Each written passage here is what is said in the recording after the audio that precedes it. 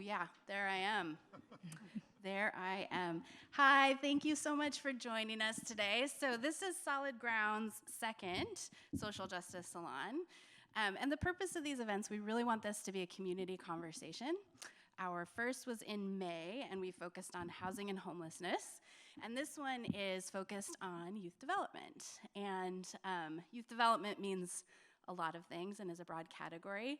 So what we are talking about today is how can we use youth development in the nonprofit space specifically to plug in to kids' passions, to help them identify what they're already good at and what they're already excited about, and how can we help them build a stronger life for their future. We've got some incredible people on the panel to talk about that work, some of them with experience with youth development, both as a youth and now as a leader. And I'm really excited for you to hear from them. So I will introduce our panelists. They'll have a couple moments to talk about their work and their perspective. And then we're gonna have a time for questions. I've got some, but I hope that you all have some questions you'd like to ask them too. And we really do want this to be a community conversation, so please don't be shy. You may also, if one of your fellow audience members asks a question that's interesting to you, you can ask your audience. We have a couple of our young folks from one of our campuses here with us as well. So we hope you all will ask some questions. And we're really excited that you're sharing your Saturday with us. So I'm Anna Cronin. I'm the Senior Director of Philanthropy and Communications for Solid Ground. And first up, I'm going to introduce you to David Oliveira. He has spent my entire lifetime in the field of youth development, 43 years, and he's been with Solid Ground for almost 2 decades. And so he's going to tell you a little bit about himself and his work.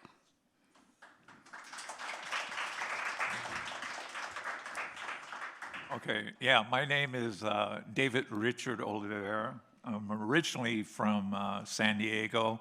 I identify as a Tarahumara, Chicano, 9th generation Califano, and my mother's family came with the Okie migration to California during the Great Depression. It's strange how I ended up here, but it was through Alaska. In 1976, I decided that I needed to make some money and went to Kodiak and was doing king crab. Then I came back and was going to school. I was going to school at UC Berkeley. My major was German and Spanish, but Alaska kept on calling me back, so I went back. And in 1979, I started working with kids at a preschool program in Fairbanks. And shortly after that, I moved down to Anchorage and got involved with the Head Start program. And I've got to admit that I was probably spoiled because the Head Start program at that time was still being modeled as it was originally on the war on poverty that the Johnson administration started in the middle and early 60s. From there, I started working with the Cook Inlet Native Association program, and I had a son whose mother is from Kotzebue and in Nupiaq, and so I really found my niche there because I just felt at home. Natives would come up and tell me, "Hey, I know you, you're from Fort Yukon." I go, "No, I'm from San Diego." But you can see that inclusion, especially of BIPOC kids, it's necessary for them to see role models. And that's why I got involved, especially at the preschool level, because that is the most important time that you can motivate these kids to start seeing that there's a way out of their situation if they educate themselves. And so I stuck with that. I did a gig with the U.S. Census in 2000. I was a media and program specialist, and I came here to Seattle because of that, because of a woman I met that was working in the office in Seattle. She didn't want to go to Alaska, so I came down here And I didn't think I was going to have any more kids, but I have this beautiful daughter. Her name is Victoria, very talented child. Solid Ground knows her because she's been doing the posters and the celebration out at Sandpoint for her Dia de los Muertos, which is on her birthday. She's now attending DigiPen University. She wants to be a digital artist, and I'm just like, proud of her. But when I came to realize that I was at the right place out at Sandpoint, it was this little 9-year-old girl, and she came up to me and she said, "David, I can't read. Can you teach me?" So I go, "Yeah, we'll help you." So I've been here ever since. That's amazing. Thank you so much, David. Stephanie Hippo, I'm going to let you introduce yourself. She is a volunteer she volunteers at the Sandpoint campus, so she knows David and the kids very well, and she's going to tell you a little bit about her work with youth. Yeah, hi, I'm Stephanie Hippo. I've been tutoring with Solid Ground now for 6 years. I got involved when my husband and I moved from Ohio to Seattle, and he was starting a PhD program at University of Washington, and we didn't know anybody here. I moved to Seattle without seeing it, and he had been once for like a long weekend and sent me 3 pictures and was like, "We can live here." I'm like, "Oh, okay, let's move across the country." He was right. It was definitely a good call. Within 48 hours, I was like, "Yeah, we're going to be here a while." So. After our first year, we kind of adjusted to everything. We really wanted to start getting more involved in this new community and meeting more folks. And my husband is a huge nerd, if you couldn't guess from the PhD part. But he is a wonderful teacher, and that was something he really missed doing. And one of my coworkers had been advertising this Google Tutor program at work. And so I just said, "Do you have to be from Google to go?" And they said no. And so I brought my husband along, and we loved it, and we just kept going. And yeah, like I said, now it's been 6 years. So we've watched several of the kids, grow up and graduate, and it's just been really special to watch them mature and grow and learn. And yeah, we're just so proud of them and so grateful to Solid Ground for welcoming us in and giving us that opportunity. Yeah. Thank you, Stephanie. Next up, we have two folks are joining us from Totem Star. So I'm going to let them tell you a little bit more about what Totem Star is. But first up is Zag. Zag, can you share a little bit about Totem Star and your work? Yeah. My name is Zag. I'm a hip-hop artist, spoken word poet, DJ, producer. I've been with Totem Star. Well, Totem Star is a nonprofit 501c3 record label / like mentorship, like studio recording space mentorship program. Our studio space is currently located in West Seattle, Youngstown Cultural Arts Center, but we're actually like in the process of moving to the King Street Station building, so like the clock tower. But yeah, we like Totem Star offers like different development programs such as like what is it called, like music like this, internship? like well, there's the The studio, the stage. there's the stage, and then there's the story. Yes. And the story is like you bring people who are professionals in the industry, like anyone from Nikita Oliver to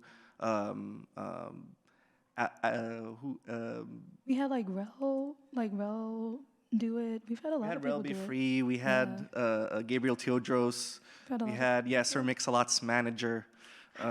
Yeah, really cool. Yeah, and then we have also like in person. Well, I guess you could talk about a little bit about the like lavender Yeah. sessions Yeah. after. Well, you could actually do it right now, I guess. I You guess. could like tag team it. Sure. Yeah.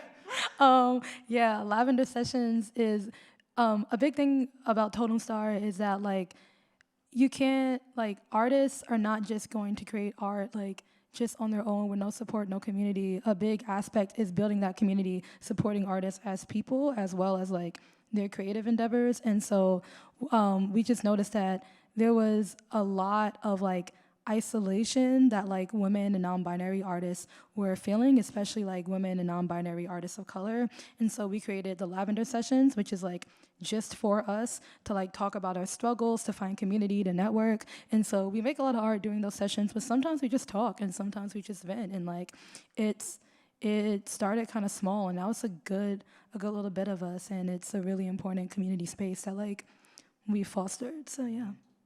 And then we also have the stage, which is like a quarterly, Like quarterly, yeah. well, it's like the big performance of the quarter. We have like several other performances, like that downtown series. Yeah.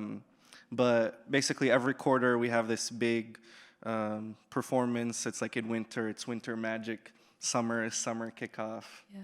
And Those are like the main ones. And then Yeah. sometimes we have like new artists. We're trying to do like a new artist stage as well, just so that like they can feel comfortable and like get their voices out there as well. We're really big on performance opportunities, especially compensated performance opportunities, because it's really important as a young artist to like know that your voice matters and know that you matter enough to be paid. Like exposure does not always cut it. And so we're really big on that, making sure that youth artists are compensated, because, you know, we become adults and it's like, oh, know your worth, like, you know, like, I don't know, speak up for yourself. But it's like, how are we supposed to do that if we're not taught that as youth? So Totem Star is big on starting that foundation of talking about, like, if you're being compensated, what you're being compensated. Like, when youth artists talked about, hey, like, maybe we should be compensated more, like, administrative folks like looked at it and fixed like the artist matrix and paid artists more. Like, yeah, it's really receptive. It's really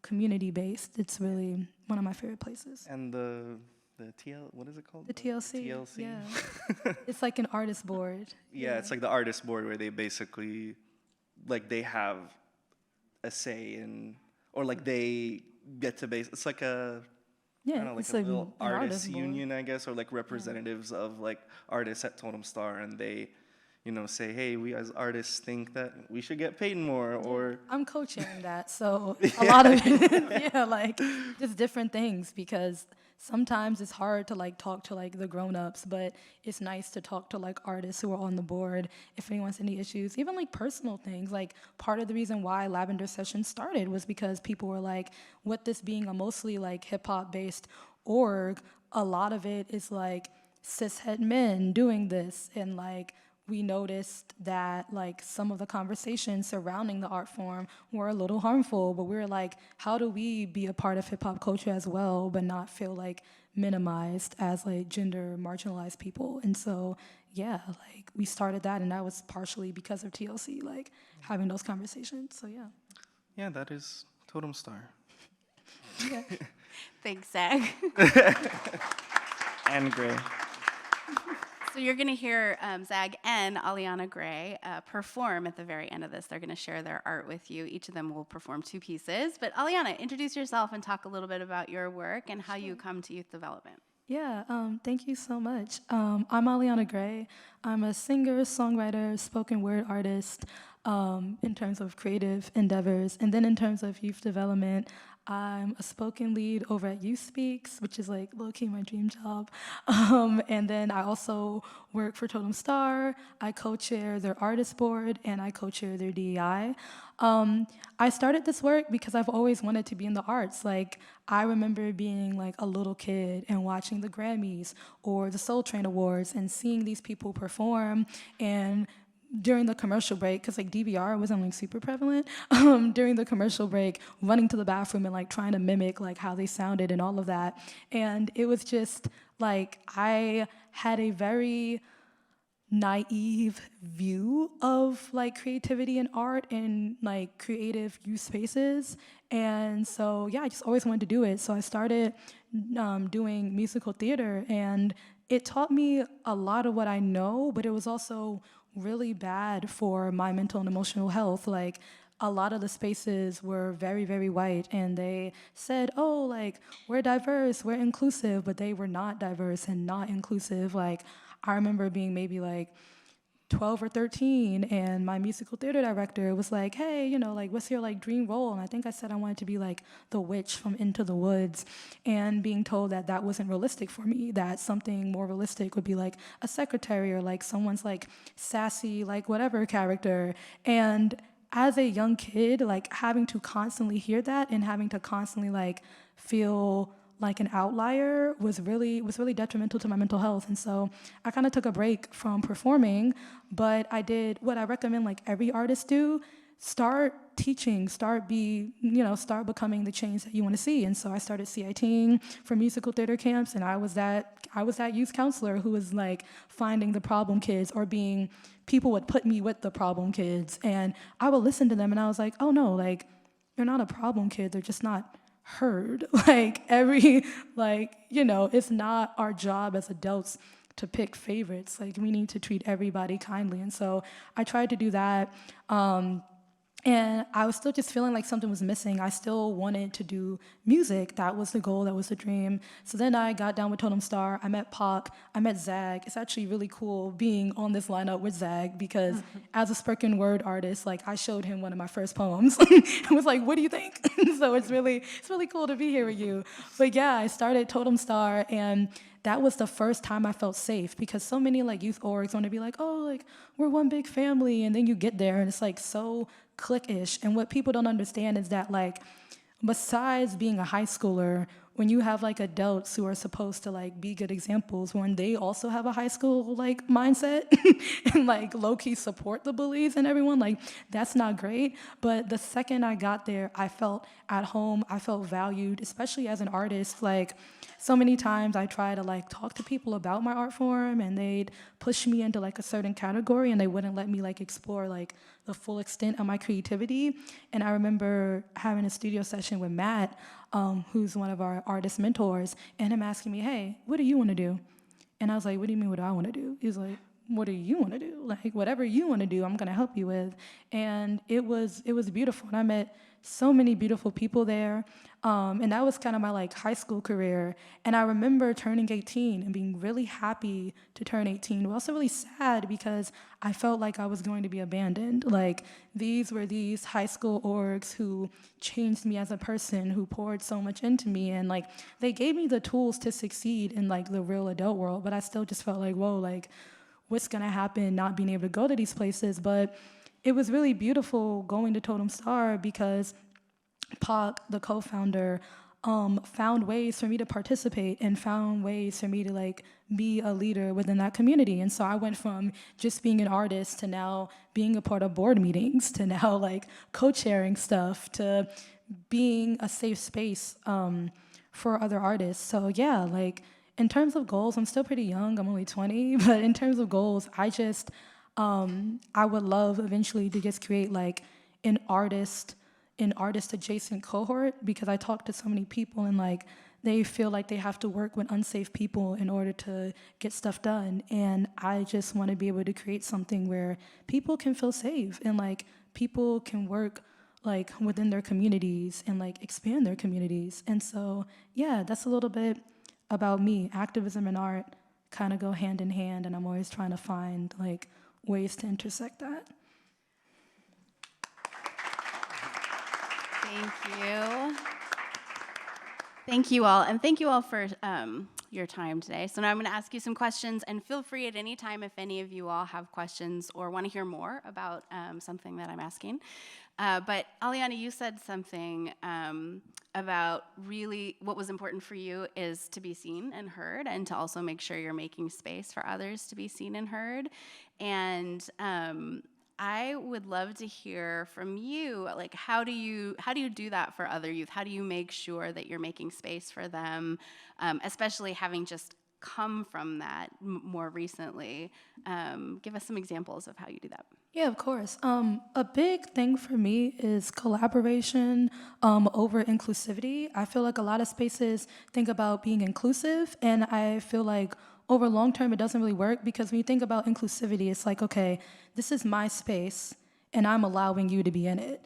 And this is my space, these are my rules, and maybe they're rules that are like hundreds of years old even, like this is my thing, and I'm deciding to let you be a part of it. And so when people are on the side of like being invited, imposter syndrome happens, feelings that they're not really welcome happen. And so instead of making an inclusive space, I try to make a collaborative space where it's like, no, this is our shared space. Like, this is not my space. This is not your space. This is our space. So, like, your ideas are just as important as mine. Like, I'm not letting you in here. No, we're like all coming. There's equal footing.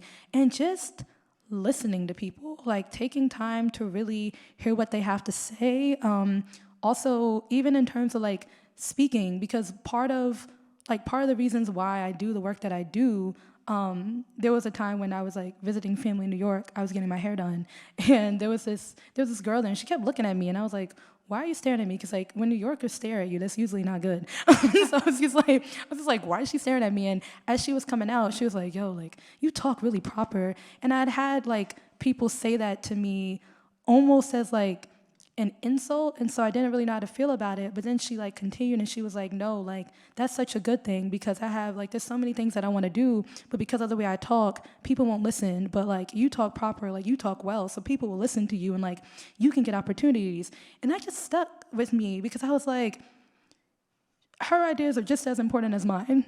Like we just talk different. And so like taking time to expand your horizons, like, and not just listen to marginalized community members that are palatable to you, but taking time to listen to marginalized community members who may sound like more aggressive than you think they should sound, who may talk differently, who may see the world differently. Like, again, it's collaborative, like it's their space as well. So that's what I like to foster, just like listening to people, asking what their access needs are. Like, what do you need to access that space? Because it can be different for everyone. And we talk about professionalism, we talk about showing up and being your best, but like someone's best could depend on their situation. Someone's best could like depend on so many things. And so how can I help you be your best? How can I help you access this space to the best of your ability? And so that's what I try to do when like helping, especially with youth.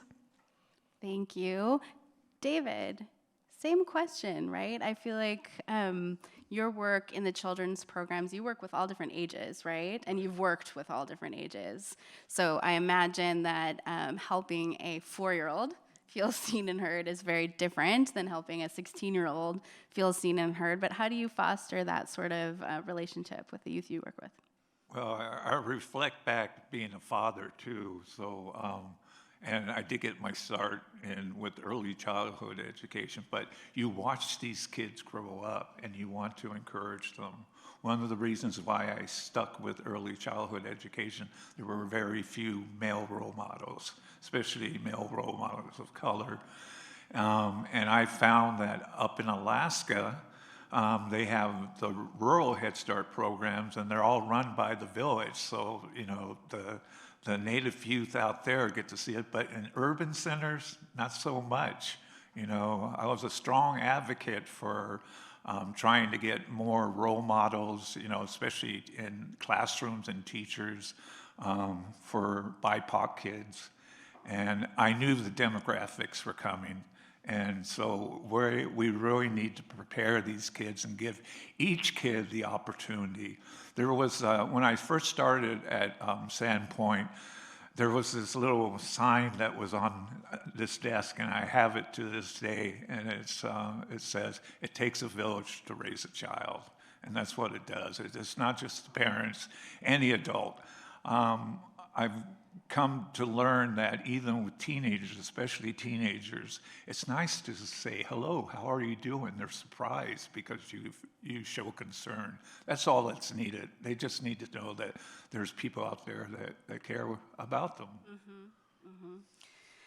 Stephanie, you have been a tutor, you said, for 6 years. Yep. And I'm wondering if you could share a little bit about, are there any student stories that sort of stand out to you? Do you have kids that you tutor for a long period of time? Yeah.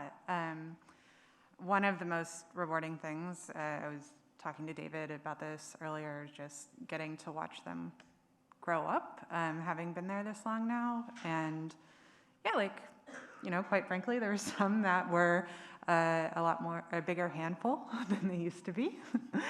But it's been great watching them, mature and build trust with me and, start to explore their own interests.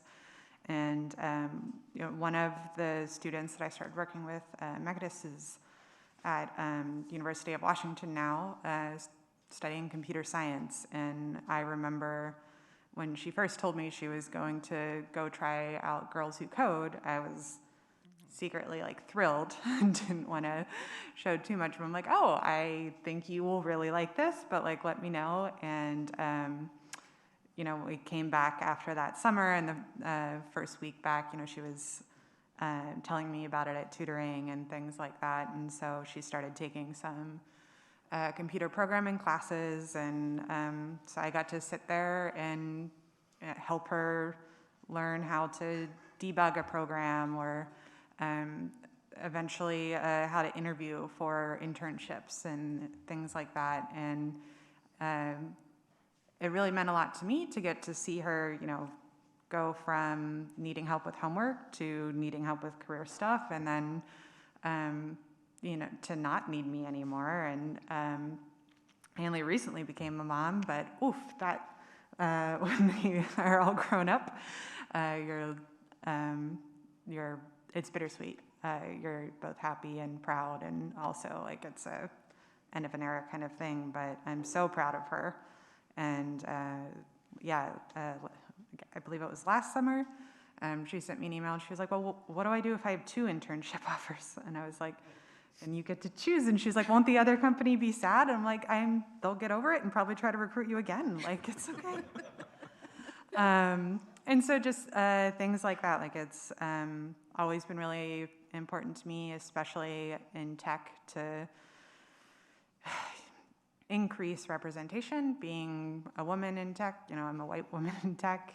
It's lonely in that group, but I still get an immense privilege out of that. And I am a believer that you can use your time, money, and influence, and you should be figuring out ways to use all 3. And this has just been one way for me to do that, and it has been rewarding to see the girls show interest. Another student at Sandpoint, Elroy, is also going for computer science now. And sure enough, last winter we spent a lot of time on video calls, teaching her how to deploy software and walking through homework assignments and things like that. And I actually don't code day to day anymore. I'm a manager now, but it was interesting for me because I would be lying in bed and I was like, oh yeah, why isn't that working in our assignment? And she would, message me when she figured it out, or if she made it a step further. And yeah, it was really fun. And so they haven't all gone into tech, but it's been great to support them in whatever they want to do and for them to figure it out. I've really enjoyed getting to do the career side of things with them as well, but at the same time, I can't believe they're ready for careers. But yeah, all of the students have been really special, but during the pandemic, we moved tutoring to virtual. And so rather than getting to be with all of the students at once and kind of float around, we were paired with different students or paired with the same students that we met every week. And that was great for deepening the relationship. But I did miss like the social part of being in person, and I'm really looking forward to getting back to that. But yeah, the silver lining just being getting to spend so much time, getting to know those two young women was very special. That's awesome. Thank you.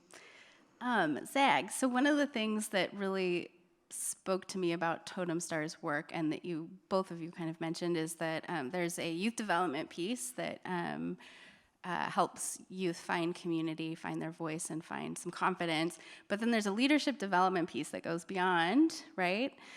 So how has Totem Star helped you be a stronger leader and spark your passion, not just for your art, but also for, you talked about you've been a teaching artist, Yeah. right? Yeah. Tell us a little bit about that. I feel privileged enough that I can tell, like I told myself that anything that I do in life, work, you know, whatever, that it has to like fulfill me. And I didn't really see that in like a, I don't know, traditional career. You know, my brother always tells me to do coding. It's a lot of money. You know, he graduated from UW Computer Science, so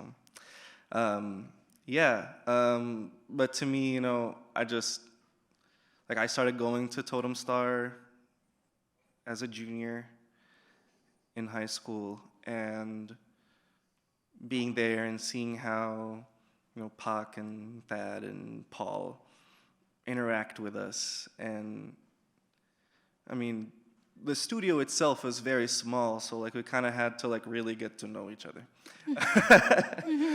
Especially in the summer. Yeah.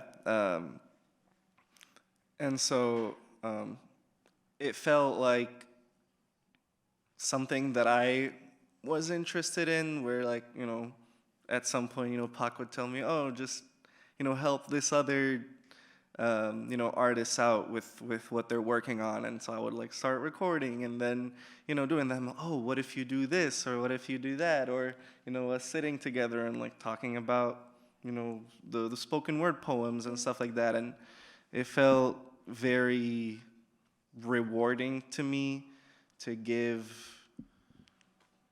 I don't know, like this, like as an artist, like I feel like I have this gift, and it just like when other people are like, or other students, artists are asking me for, oh, what do you think about this? Or I don't know, it feels very fulfilling to help them like discover their voice, you know, while still like maintaining their uniqueness as an artist. You know, I'm not here to like do it my way, but like to help, you know, make them grow to like what they want to be.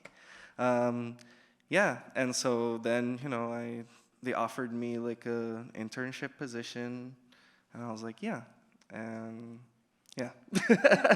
I'm trying to get to full time. Pac hit me up. I'm talking to him. I can't see the audience very well, so I don't know if anybody has questions. Does anybody have any questions? No, not yet? All right. I have another question for you, David. What would you say the most effective tool that you use to help you find their voice? I have to say art. Something I learned in Anchorage, I had these mentors, Dahlia and Frank Cordova. She was in charge of multicultural education for the Anchorage School District, and this was in 1990. And because of that involvement, the state of Alaska made it mandated that teachers had to take a multicultural education class. In fact, I was going to Alaska Pacific University at the time, and the professor that was teaching it happened to also be my former wife's sixth grade teacher. And so, you know, Alaska's small. You'll run into people that, you know, you hadn't seen in a while, and you'll see them. But art is important, and it's important that kids have somebody to encourage them to express themselves, because some kids are shy and they don't want to get in front of a microphone or in front of a crowd. But you give them a piece of paper or something to create, it's amazing how they start blossoming. We had a drama teacher that came out. Her name was Lauren Marshall, and she had this program called Theater of Possibilities. And I was just amazed how she could get these kids to talk. And what she would do is she wanted them to develop a story. So the first year that she came out, that these kids started talking, and they came up with a play called The Rude Princess, which is parallel to Shakespeare's Taming of the Shrew. And it just happened at that time that the Seattle Public Library was having original Shakespeare transcripts visiting. So they had this big Shakespeare festival. And the kids were asked to come, and I'm going, okay, it's up to you if you want to do it. And boy, did they love it. They really shine, and it gives kids an opportunity at their own pace to help develop. And art just doesn't develop, the visual aspect, but you have to really think about what you're doing, and then you have to write it down. And I was just really proud of them. I just go with it. Just go with it. You got to give kids enough space. We have a saying out at Sandpoint: we can only show you where the water is. We can't force you to drink it. That's perfect. I have a background in.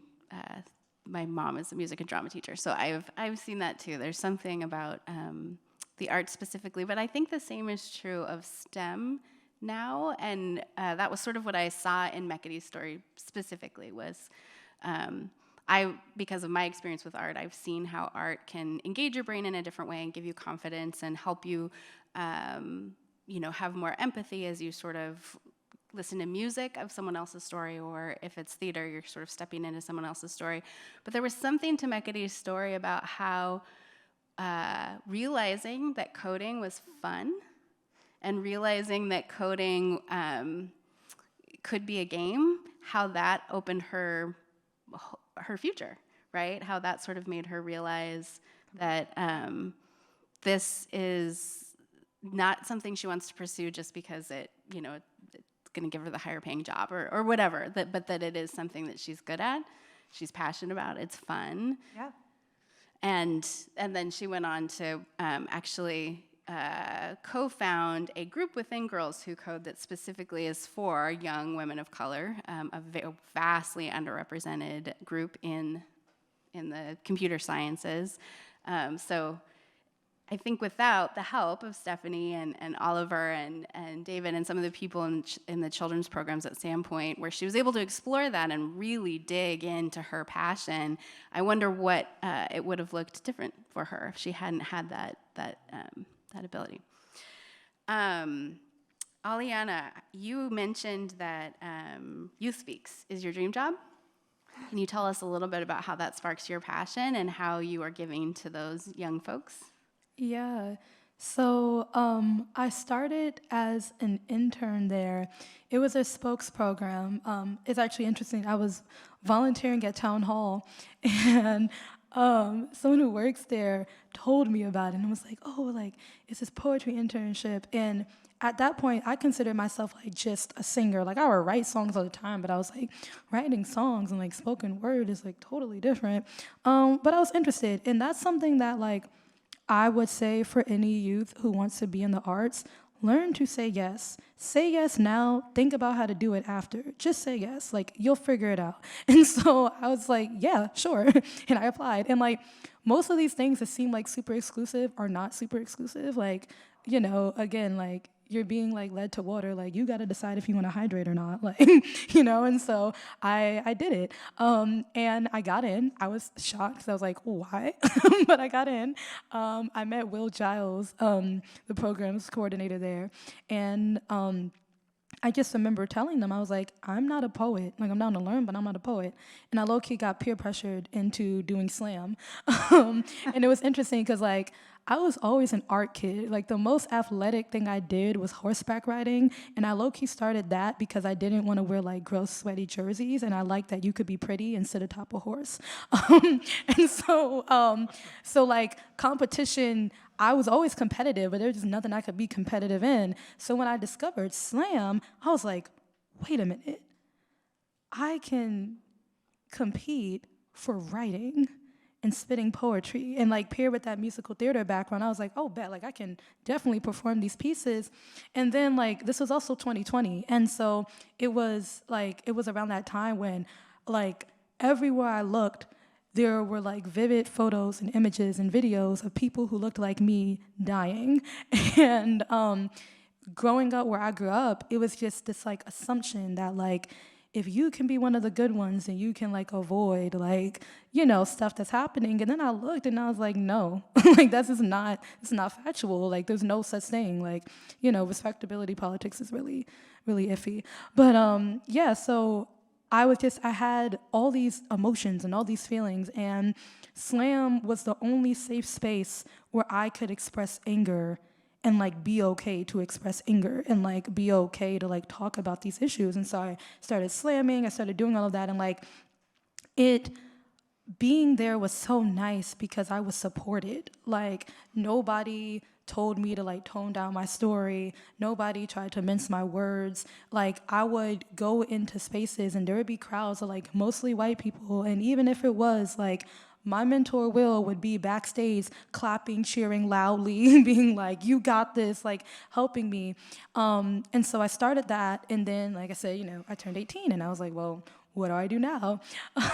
And so I ended up being asked to become like part of You Speak staff. And so You Speak. And so now I get to do that. So now I get to help with outreach. I get to help with social media. And this fall, I'm going to help with the Spokes program, which is how I started. And it's like very full circle. And it just makes me so happy because I see these kids and I see myself in them. And I just want to make sure that like they feel protected. And I think that's something when you're a youth in the arts, like even if you stop being a youth, you always have that youth mentality. And like, you know what it's like you still have that anger, you still have that sadness, you still have that drive.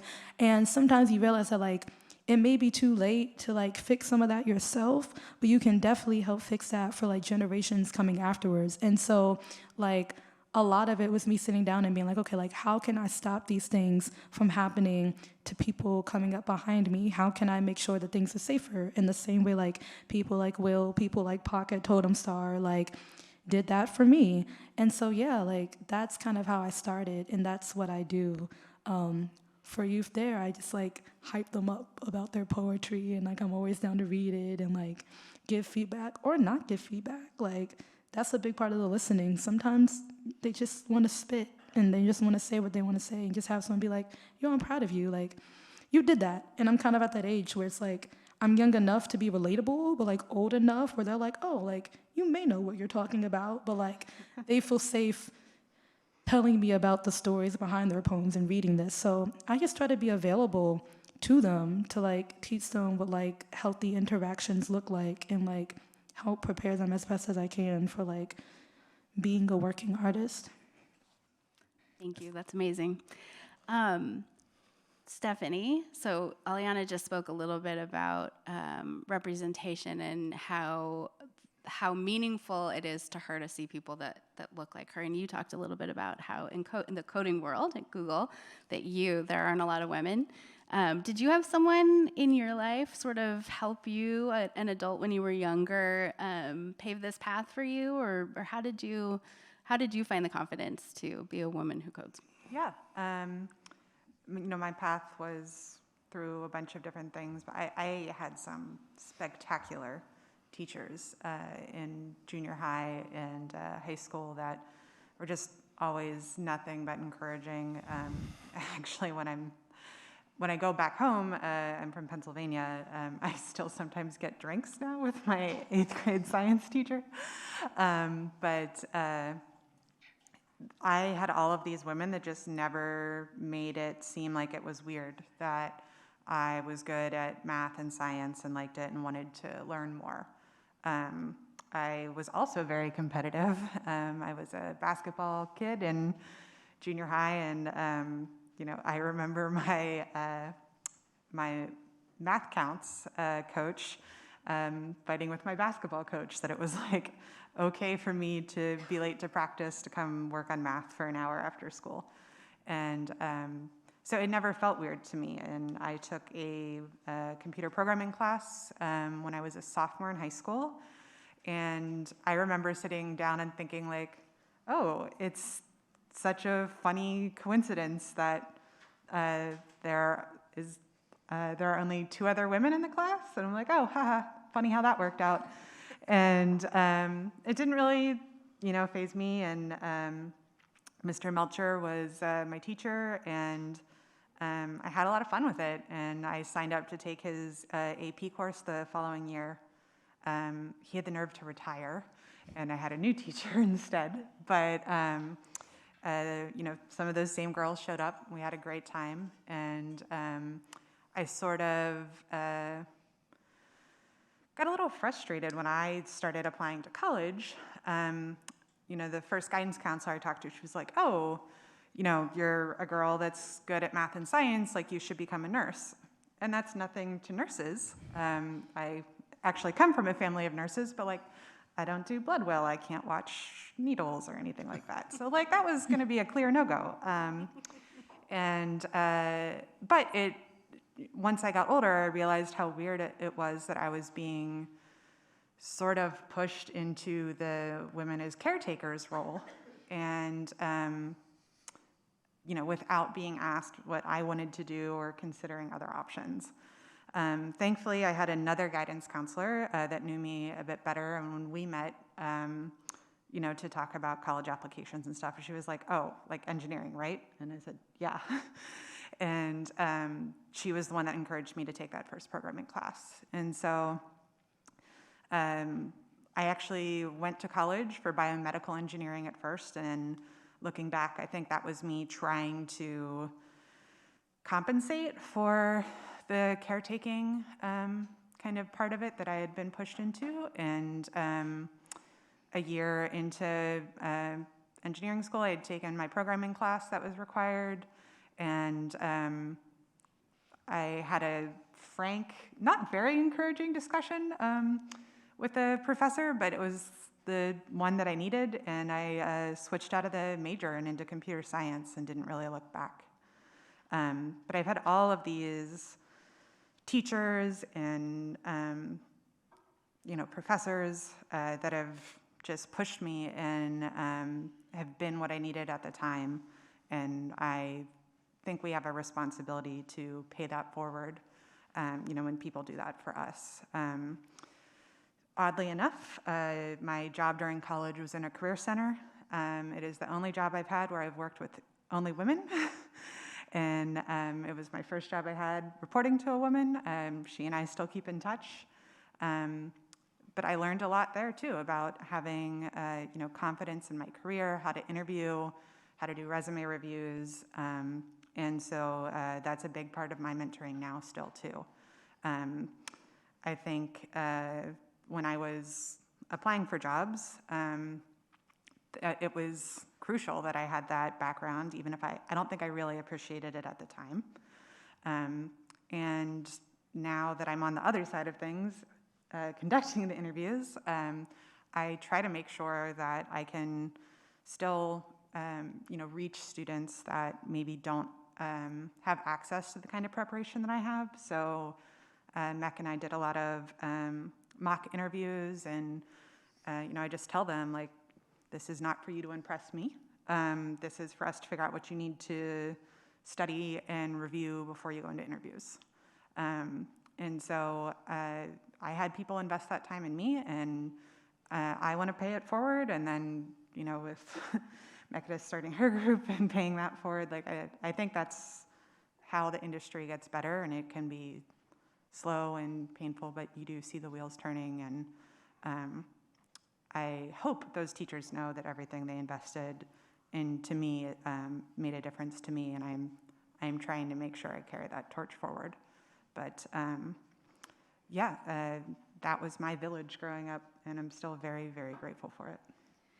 I'm hearing in all of your stories a theme of how adults can be there for kids by providing access. That's a number one important thing, right? You have to have the availability to even know these things are out there. For Mekadis, it was Girls Who Code. For Aliana, it was Youth Speaks. The access and the availability of these services to everyone is important. And then presence, having an adult there to just be the sounding board, to listen, to support, to say yes. And then representation, right? If you don't see yourself, it's really hard to see what the end goal is if you can't see anyone who looks like you there. We have our first brave question. Thank you so much. Yeah, of course. Thank you all for sharing today. Stephanie did say something that I thought was very insightful, which is her kind of own personal mantra of, using her resources of time, money, and influence. And then I believe, sorry, I'm all nervous, and I wrote all your names down. David made a comment about, how there is a lack of representation of male BIPOC role models, and you are all role models in your own essence, and I'm just wondering, how do we keep building confidence and increasing the level of those BIPOC role models? I think that, from my perspective and maybe my own life experience, I have a lot of friends from other communities that's pretty much ingrained in them, whether it comes from their family or their school experiences. And then coming from, a BIPOC dominant high school, that was not really as prevalent to have volunteered role models that were of any age, let alone BIPOC, come through. So I'm wondering, what do we do to increase our community's confidence in stepping forward and wanting to be a BIPOC role model to youth development? Excellent question. I think what's necessary is for the powers that be, the school districts, the universities, the administrators are the ones that really, those are the ones we need to reach. I think most of the teachers, professors, and people who tutor or work with kids understand that.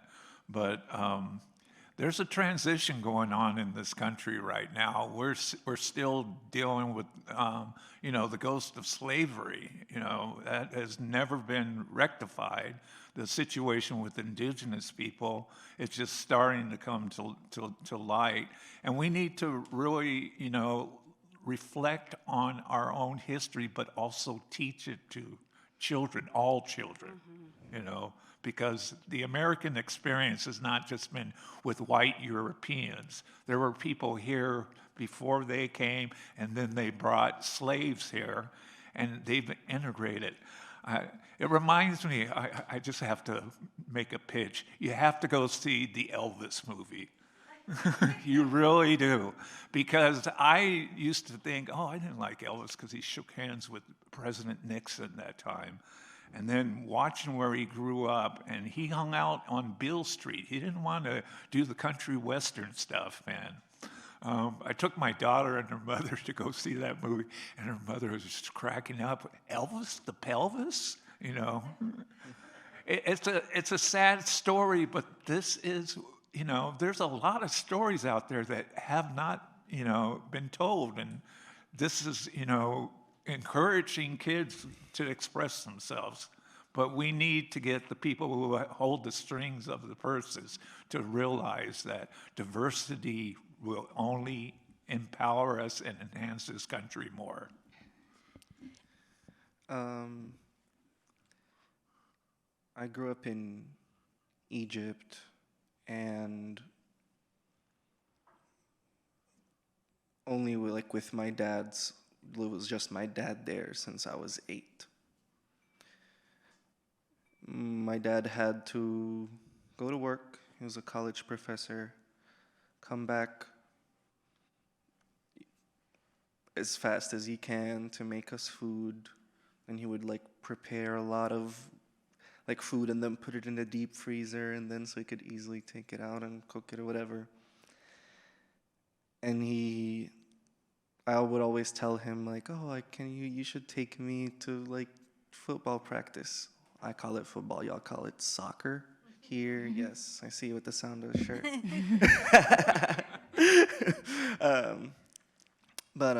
And he would, say he's busy or he can't. And I see a lot of, when I moved here, I see a lot of the people that I got to know, saying, oh, like, living in a one-parent household, or, my parents weren't really paying attention or whatever. And I think, I believe that, we can only do so much. But I think that, like, we're not really supposed to live like this. And it's kind of hard for, I don't know, a dad to be, or like a parent or whatever, sometimes to be a role model when like they're like barely, trying to make their kids survive, put food on the table. And, I think that's, in more affluent neighborhoods, it's very easy for parents to volunteer a lot, go to community events and stuff like that. But then there are a lot of people who got dealt a different hand and can't be as present. And so, we can only do so much. I think it's like it's a very big issue with a very, to me, straightforward answer, but like, to a lot of people, complicated. And yeah, just inequities basically is why there are, yeah. You got. Is there time for me to add? Please, yeah, absolutely. Conversation, yeah. I guess when you spoke about that, I was thinking of 3 things. One, we really got to get rid of the whole starving artist mentality, or like, I guess I would say that like art purists come from a really privileged, like that's a really privileged take to have. A lot of people are like, oh, in order to be an artist, in order to be a teacher, like whatever you're gonna be, it's like, oh, like you have to only do it for the craft. Don't ask about money. Don't ask about benefits, because you're doing it for the youth. You're doing it for the craft. And it's like, it's not realistic. Like, especially like at least for myself, and I've like talked about this with tons of people and like disagreed and everything. It's like, I don't want to be a martyr. Like, that's not what I want. Like, in order to give to youth, in order to give to others, I have to give to myself. And so it's like, as much as like doing my craft or teaching is important, it's important to also get paid. Like, sadly, like money does help make things move. And so it's like, do we have enough money to survive? Because if a teacher, an artist, or a teaching artist doesn't have enough money to survive, then how are they supposed to be good? And then how are they supposed to, again, show up at their best? The second thing that I feel like needs to happen, the whole scarcity mentality that we have, especially as BIPOC, especially as like BIPOC femmes, like it's really hard. And we do this thing where we get told, oh, again, you're one of the good ones, like you're articulate, like you're here for a reason. And then we get older, and instead of creating more spaces for us, we gatekeep those spaces. And a lot of times, like it's sad, there's been so many times I've came up to like women or femmes of color and being like, oh my God, you're so cool. And they found like ways to like shoot me down. And I'm like, and like make me feel small. And I'm like, why is that? And it's like, well, I've struggled, so you have to as well. And it's like, no, like there's room for all of us. Like we have to get rid of that. And lastly, I would say like respectability politics. I feel like respectability politics keep a lot of amazing like BIPOC teachers from teaching. Like I know for myself, like as both a queer and non-binary person, there are tons of people within both of my communities who don't think I should be a spokesperson or don't think I should be teaching within my communities, you know? And so like there's tons of people like me who are outliers of these communities where it's like we have so much to say and we can help so much. Like I know for myself, like it would have been, I could have avoided so much if I saw more Black non-binary people who were teaching, if they weren't just pushed away, you know? And so it's like I aim to be that person. And so even like within ourselves, we have to understand that like when we do these things, like that is a way of like aiding in white supremacy. Like when we participate in these things, when we pick and choose who gets to have a voice, like in terms of our communities. And so I feel like if we got rid of those things, like Zach was saying, if we made things more equitable, if we allowed, you know, not just the palatable people within our communities to teach, to be able to pour into youth, we would have way more people. And even like safety, like there's so many times where as like a femme in the arts field, there's been like men who have made me feel really unsafe. And then it's like having to decide, okay, do I speak up about it or do I not? And then like, you know, still be in good standing with other people. And so it's like, we have to create an atmosphere where we all can have a voice and where like we all can help. Because even if someone may not be relatable to you, they could be relatable to like another youth. And so yeah, just like it's beyond, like I said, diversity or inclusion. It's like collaboration and safety. Yeah. I have one thing to add. I'll keep it short.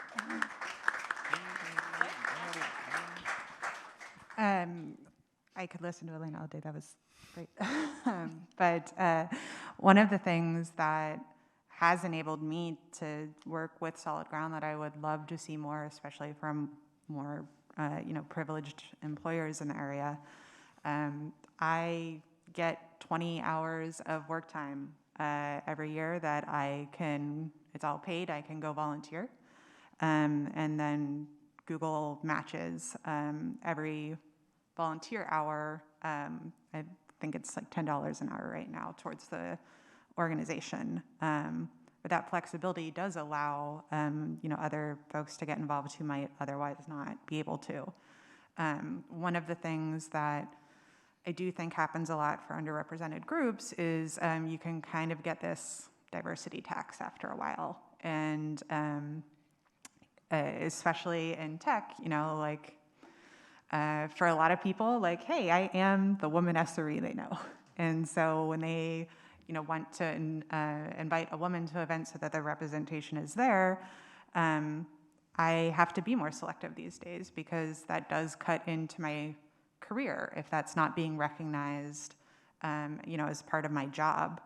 And so, since becoming a manager, one of the things that I try to make a point on my team is I do consider that work, and I want to see you rewarded for that in your career. But I think that's, the only way you get to that equitable representation and things like this is you have to remove, that tax from people. It's not that they don't want to or they, don't have the skills or experience to offer. It's they don't have the time or the resources, and that's, a huge thing missing from the community. So there should be other ways to balance that out so that those people can participate. But yeah, unfortunately, they can sometimes be penalized for that as well. And I would love to see less of that. And I think it's something that managers or employers should really take a look at and see what they can offer to their communities, because you're here too. So I'm hearing that the systemic systems that keep us all oppressed are also a big part of keeping role models quiet and away and silent. And they're fixing that is part of the onion, right? And making sure that there's compensation and that there's representation and that there is acknowledgement and that there is room for everyone. I think we have a question. Oh, yeah. Hi, everyone. Thank you so much for being here and giving up some time this afternoon. My question was really about passion and finding joy. So all of you, when you shared your story about how you kind of got into your work, you all talked about how much joy you had doing that. And so I'm wondering if you have any like tips or tricks. I was going to say for like young people, but I think many of us probably are still looking for our passion and joy in work. So any tips or tricks on like how you connected those two, how you connected the thing that you are so passionate about and then finding it in a way that then hopefully allows you to live and thrive in this country.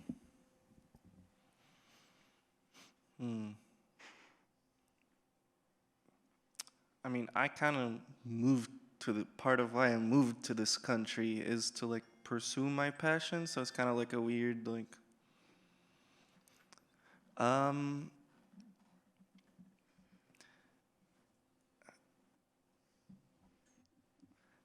I love expressing myself, and I saw that I started out with poetry, writing poetry, and then I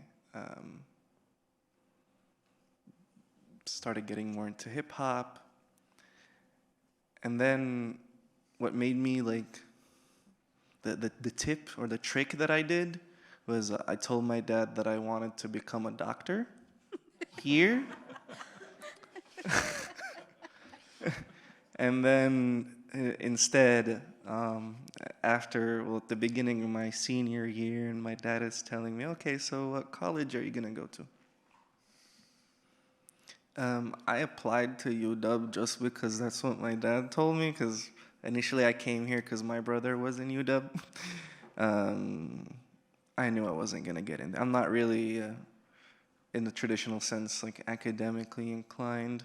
I like to use my head, but not in a, I don't memorize books or, whatever. Yeah, so I really didn't know. I think like a lot of what holds people back is like fear of the unknown.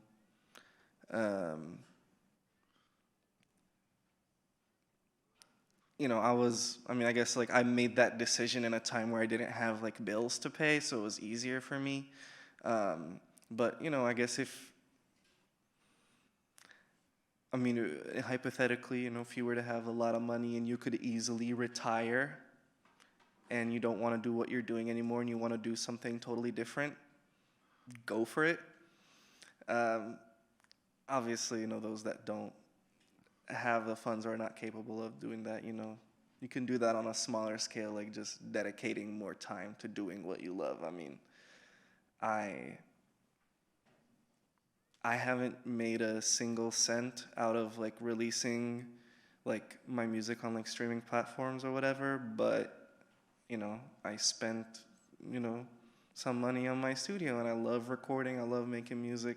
I am in the process of making my first project, but it's, I don't know, just coming to these events and doing what I'm doing is like kind of just basically putting myself out there is what I'm trying to say. Like, for me as an artist is like, it is putting myself out, but if your passion is, I don't know, discovering different types of rocks, go to different, go to, I don't know, everywhere from the Mount Rainiers to the, Puget Sound, and like get rocks. I don't know, just it basically go for it. I mean, I don't know, it's very cliche. I'm sure you've heard that multiple times, but I moved to a different continent for my passion, I guess. So, and it paid off, I feel like. So, yeah. I think I wholeheartedly agree with you. I guess the easier part of it would be to like, or not the easier part, but like find community, like one, prioritize, and then find community. So like for me, I'm an artist. That means that a lot of my time is spent doing my art, you know? So like sometimes I'm not always able to like go out, go to clubs, do other stuff. I'm doing my art. However, I've managed to like curate a friend group who respects that. And so we find ways to still hang out and still do stuff like within the art. So like you don't have to have everyone in your like immediate crew do everything you're doing, but everyone should at least have a respect for it and like want to see you succeed, because it can be hard. I know it was hard for me when I had people who were like, oh, you're boring, you're lame, like you don't want to go out, you don't want to do this. And then it made me feel bad and it took away from my art. Another thing is just existing. Like, I guess focus less on creating, focus more on existing. Like if art is your passion, for instance, just by living life, you're creating, you know, focus on the aesthetic of whatever. Also too, like, this can sound weird, but like sometimes you just gotta like imagine your life as a movie and like you're quite literally the main character. And sometimes like find ways to turn it around. And so for me, like I was having issues when I was recording with like pitch, and like Pac and everyone would always be like, you have a great voice, but you will be really off key. And that was really hard for me. But like one of the things I told myself, I was like, okay, well, instead of thinking about it like, okay, I'm like awful at this, it's not working. I was like, okay, well, like I'm like a really great artist, and like this is a scene in a movie where like I'm kind of struggling, but I'm about to come out of it and it's about to be great. Like sometimes you have to like gaslight yourself just a little bit and like and do that. Also too, like if you're not able to do what you want, find ways to help other people do what they want. It helps you become way more well-rounded, and it helps you discover new facets of your passion. Like, especially as a performer, we can be really self-centered because we come on the stage, it's like people are coming to look at us, like we're it, but we don't think about all the amazing people who help get this together. Like we don't think about sound techs who like help and make sure everything's working. Like we don't think about people backstage who are making sure that like we all know where the tea is. Like, you know, like we don't think about those people. And it's really important to think about those people. Like when I was feeling really depressed and like joyless with my art, I did take that back seat and I mentored like youth and I did other things. And so that even helped me realize, oh, like I actually kind of like mentoring. And so like finding ways to play more behind the scenes roles of whatever your passion is will not take away from what you're doing, but it'll give you a more well-rounded like scope.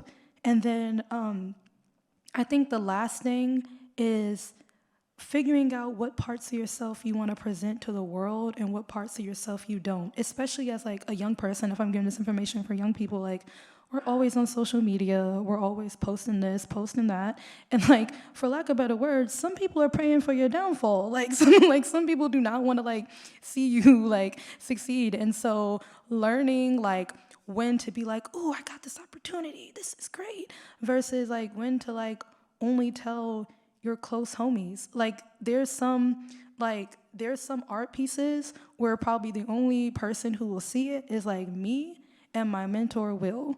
Probably the only people who will see it, because that's somebody who has the appropriate lens to look at my work for what it is and help me. Like it sucks, but like not everybody, even if they are a mentor, not everybody is meant to be your mentor. And so like be really careful when you're choosing who pours into you, you know, make sure that they're doing it from a position of love and like unbiased like teaching, you know? And so sometimes when I have my like really personal work that I'm not very sure about, I keep it only within a close circle of people. And like it's cool to like post things, it's cool to want to show it to anybody who, you know, tells you, oh, sing, oh, do this. But like sometimes it's nice to just have little things that's like just for you or just for like your close peeps. I feel like that helps a lot with mental health, because like as an artist, I struggle a lot with my mental health.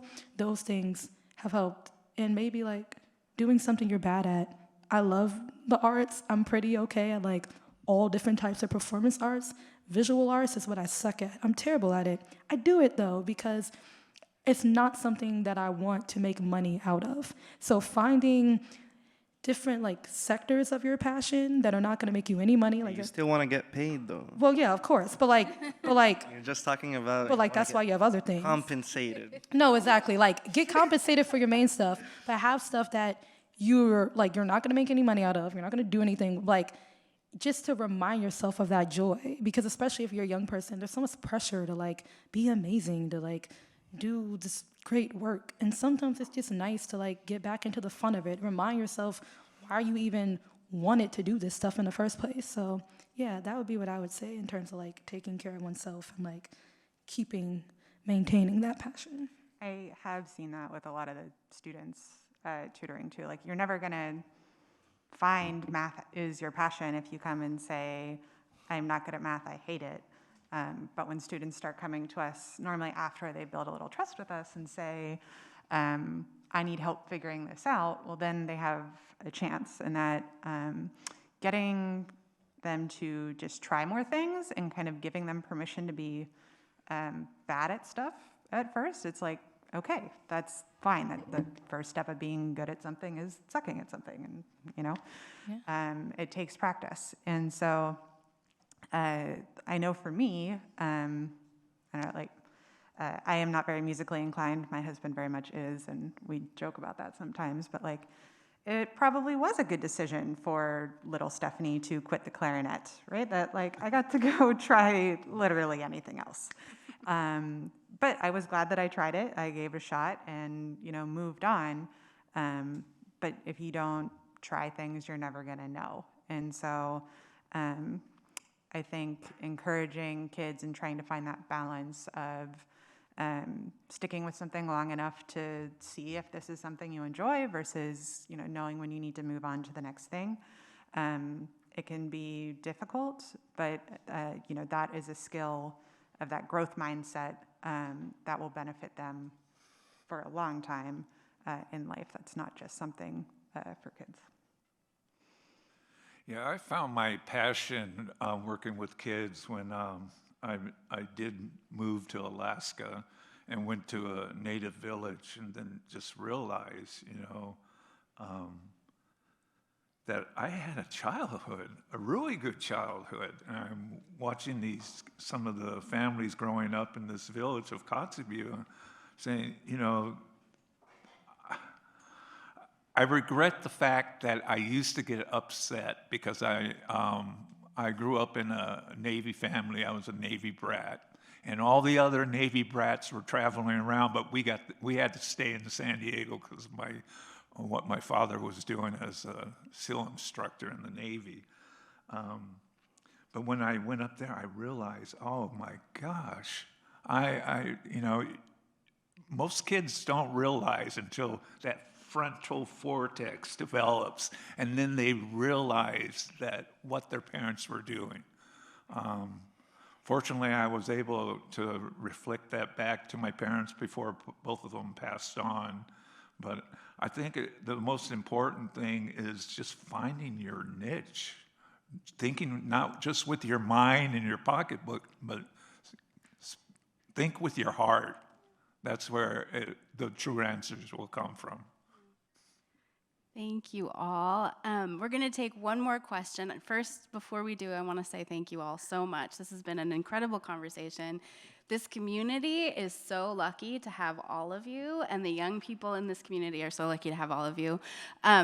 We're going to take a very short break, but please stay because Aliana and Zag are going to do a short performance. But before we do that, we have one more question. My question, do I say my name? I'm Naomi. My question was, did or do you guys ever get nervous? And if so, how did you learn to live with it or get over it? Excellent question. Like sharing your ideas and stuff. I'm going to tell you, always get super nervous, and you just do it anyway. Yeah. Really. I mean, I grew up performing, and I have an arts background and know so many performers, and I will tell you a secret, and you guys can all back me up.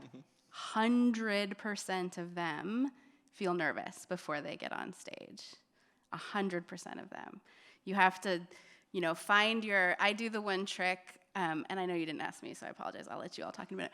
But there's the superhero trick where you stand really tall with your arms out and your legs out, and you kind of come into your power, and it tells your brain that you're powerful. That's a little trick that works for me. And then some breathing to sort of calm the jittery nerves, and then reminding myself that, no one is thinking about me any more than I am. No one cares. If I fell down, no one would care, right? And then you just kind of do it anyways, and then practice. What do you all? I 100% do it scared, and oftentimes when you're seeing folks that you're impressed by, that's not their first rodeo, so to speak. So I don't think there's any such thing as natural confidence. It's all earned and built up over time. And sometimes folks are just good at hiding it, but you will develop that confidence the more that you go and you try things. And if you can find things like the Superman pose, or I don't know, sometimes music that amps you up, or like whatever gets you in the right confident mindset, those things always help. But I remember when I first started speaking about tech at different conferences and things like that, I remember being super nervous, like, what if somebody asks me a question I can't answer? And then I was reminded by a mentor that I do this for 40 hours a week, every week. And there are probably few people as prepared as me. And if you don't know, it's okay, but you probably do. And the audience is normally rooting for you, even if you don't always realize it. So there are so many more people on your side, and sometimes your nerves will make you forget that. But you got to tell the nerves, just like, shh, like we're doing something right now, you can come back later. And the more you practice, the quieter that will get. Yeah, I guess that I would say, this is like a funny little like anecdote. The very first performance that I did was at like Bushwick Book Club, and I was the youngest person there, as I'm normally like the youngest person there. And I was really nervous. I was like, these are like established performers. I need to have everything correct. I need to do everything. I get there, everybody's like wine drunk.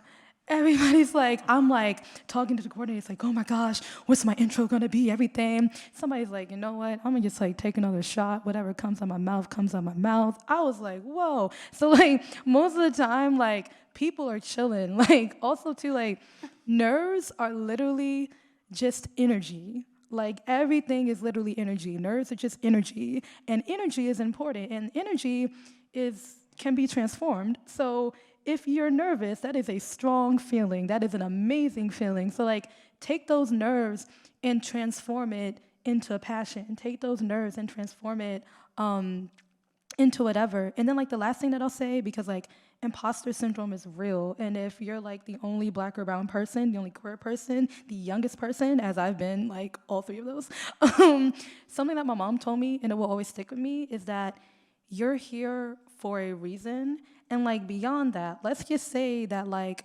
you're with a group of people and they're all older than you, they all seem to have more experience. Y'all are all sharing the same stage. So like it doesn't really matter what y'all did to get to this point. Y'all are all at the same point.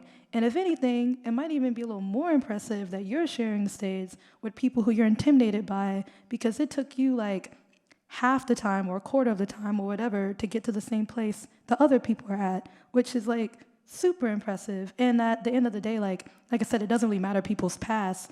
It matters like what you're gonna do now that you're there. So like even if it's college, even if it's a performance, if it's anything, it's like, okay, like this person has this background, I have this background, but we're both here. So literally the only thing that matters is like preparation and like what you're doing. So yeah, just like remember, like you are truly here for a reason, and like nobody can tell your story. So even if you mess up, nobody's gonna know. Just like roll with it. It's your story. You can make it whatever you want. But yeah, I guess that's all I have to say on that. Are you talking about nervousness like when on stage or like in general?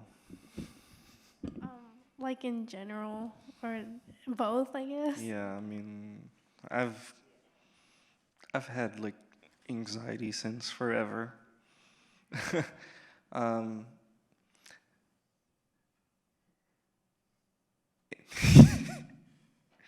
It's it feels like it's something that unfortunately to me never really goes away ever. I feel like it's like a part of my personality right now. Like I'm not nervous, but my leg seems to be like going crazy right now. um, um, I think, well, I've had like more anxiety like outside of performing than like performing. I feel like for me at least, like the performance part, the most anxiety you have is like right before.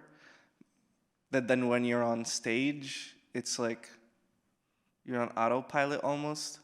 At least that's like what my experience is sometimes. Like say like the biggest crowd I performed of was like the Moore Theater in front of like 800 people or something. So it was like, yeah. You know, I've never had an incident or anything where like I messed up so bad that I had to like leave the stage crying or anything.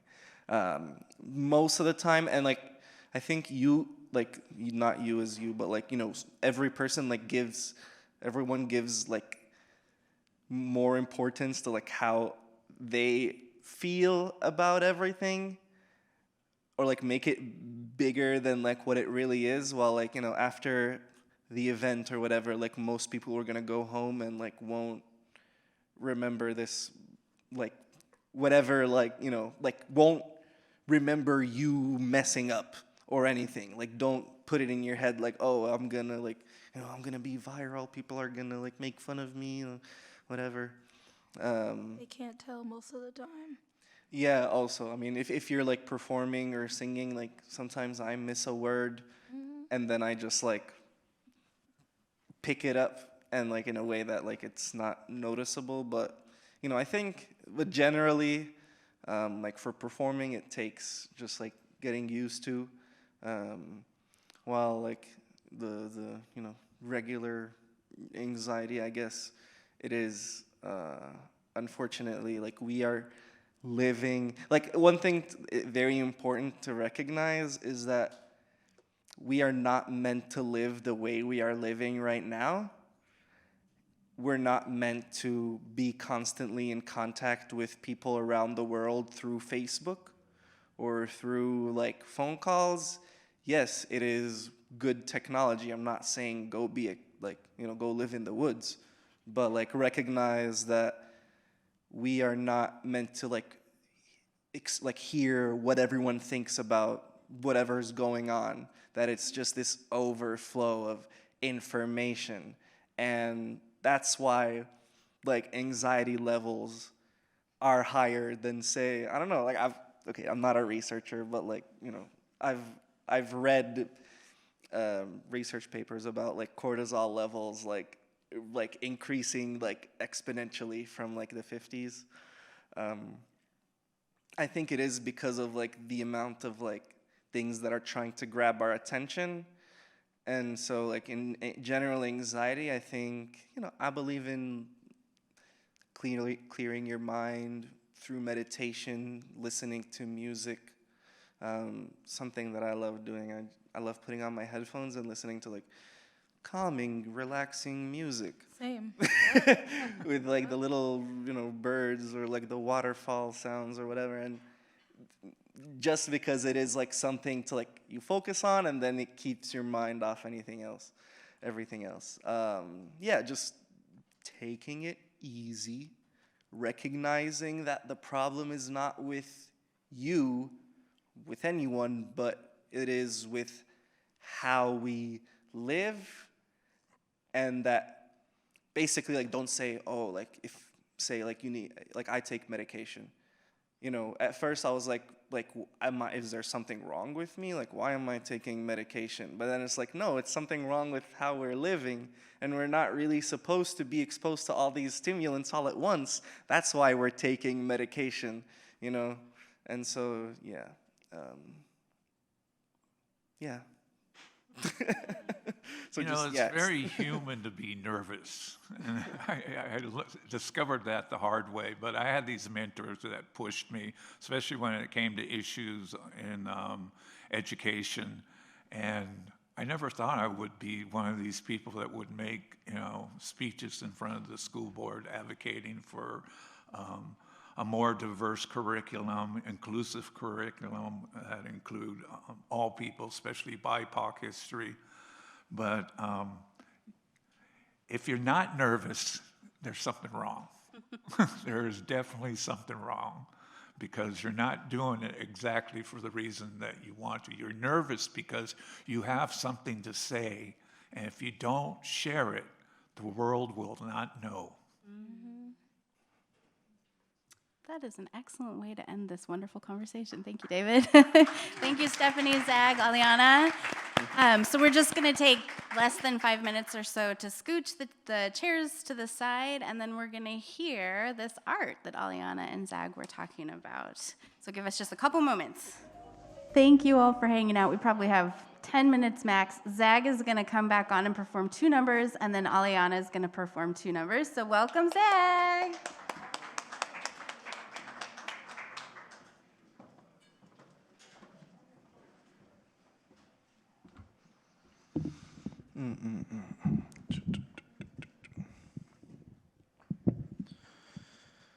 How I speak is but a reflection of how I interpret my memories and make connections. Obsession with death or the unknown I never condone, but the soul is longing for its home and I am on my own to atone. Turbulent cadence. Expelled from our own world we created in chase of dollar bills. Our own brothers we kill in the name of liberalism and free will. Fuck your free will. Today we're here and tomorrow we are astray. The tree grows and bears fruit decayed. Too thirsty for water to convey the branches betrayed. Desecrated the graves, but the hereafter is forever. Roaming as gods in this life, yet we will all surrender. Close my eyes and I can see what they never taught me in school. Fire touched the skin. The enigma inflicted my ancestors and next to kin. Professing dominance as deities in life adorned with sin. Talk big to hide the frail ego within. Let's go.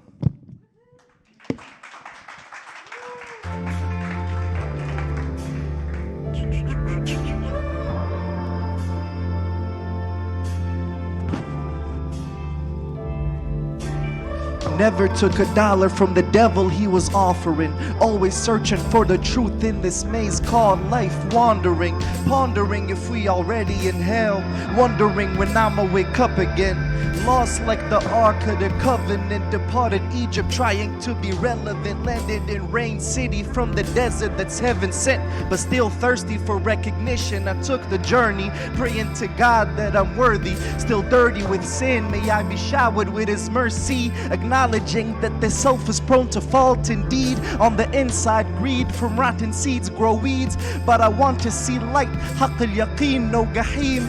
I try to piece life together or so it seems. Millennial puzzles assembled instead. Every door leading to a dead end, but I will never bend. No wonder they wanna put me in prison, though I offend.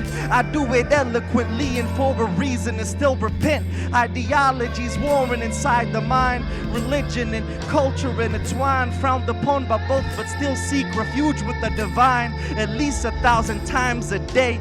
And I still pray, won't lose faith. From the cradle to the grave, I'm still your slave. Conjuring waves whenever I wade in the water. So strong I got the might of a martyr. The pen weighs a ton in the hands of an author.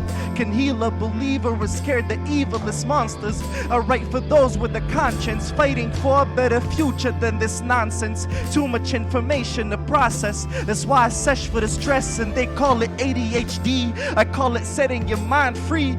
The pen flows when the mouth can't speak. Sentences can't be reckoned with. Imminent, the feelings of uneasiness in the air leaves me vigilant. Towards the truth I pivoted. After pitfalls, may the pen be lifted from the insane. Am I in this group? Or maybe I'm gifted. Either way, it's the same. Thank you. Thank you all so much for being here. I have 2 songs for you. This first song is called Periwinkle. Who here is familiar with the color periwinkle? Yes, okay, so if you're not familiar with it, hopefully you can become familiar with it. And if you do already know it, hopefully you'll gain a deeper understanding of like why you may love it so much. With that being said, here's Periwinkle.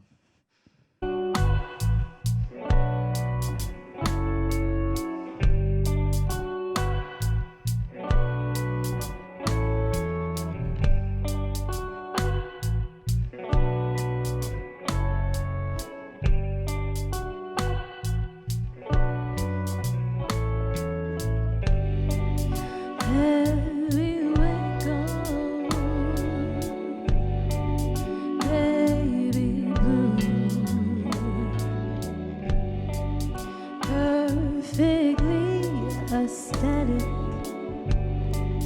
cosmically cosmetic, marvelously magnetic.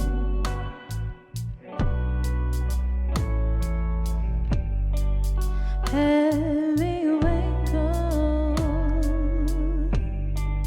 baby. Periwinkle, baby blue, blissfully bizarre. But I don't know why. Periwinkle, baby blue. Periwinkle, baby blue, my favorite shade, my favorite hue, perfect for me, amazing for you. Maybe could you just, will you just be my mind? Periwinkle,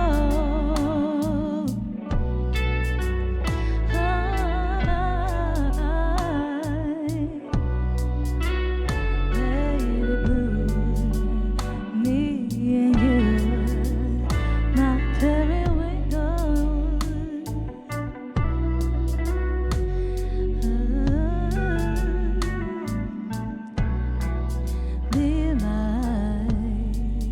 Be my periwinkle, baby blue. Thank you so much. Thank you, thank you, thank you. I made this next song when I was in New York visiting my favorite uncle. I was telling him about how I wanted to go to the village because I wanted to go thrifting for some jeans, and I wanted to go to this tea shop. And I was like, I just want to get some like good tea and some cheap denim. And he was like, you should make that into a song. And he said it jokingly. I took it serious. And so if you would like to come a little closer up front, or if you would like to groove a little bit and snap, I would love that. And I'll lead it off, so you do not have to be worried. But without any further ado, this is good tea and cheap denim. Good tea and cheap denim. Too many yes, I really wanna want some self-care. Wear my face bare, lady. You're also kinda nice around me. You're also kinda nice around me. I'm not looking for love, but if someone else would take me for tea, let me just be myself. I won't mind that. Hey, I won't mind that. Me time is fun and it's what I need. But if we could fit like some thrifty jeans, I would like that. Hey, I would like that. Need some good tea and cheap dinner for fun. Too many yes, you know I really wanna win. So need some self-care. Wear my face bare, me stay right here. You're also kinda nice around me. You're also kinda nice around me. Listen, I must screw up and it's plain to see. And you are stuck up, so please stick to me. And I would like that. Hey, I would like that. And if I mistakenly leave you on red, don't think that it is the I love you said. I was singing, I'm too focused on singing. I need some good tea and cheap dinner for fun. Too many us, you know I really wanna win. So need some self-care when my face bare. Please stay right here, baby, stay right here.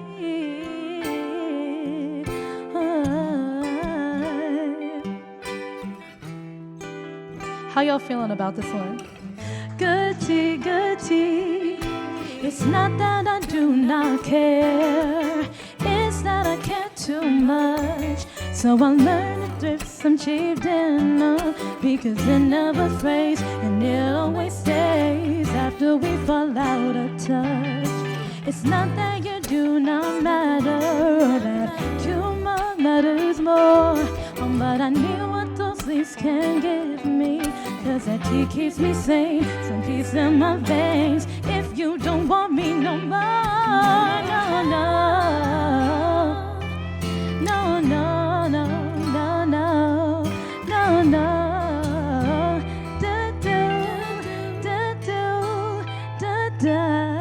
Good tea and cheap dinner, good tea and cheap dinner.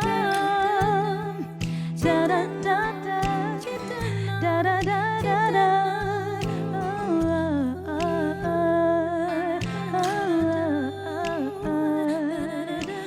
Good tea, cheap dinner. Good tea, good tea. Thank you so much. Thank you. Thank you.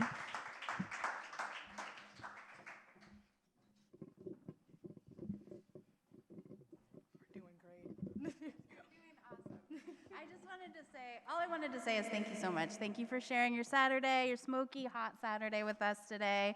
Thank you to the speakers and the performers. That was beautiful.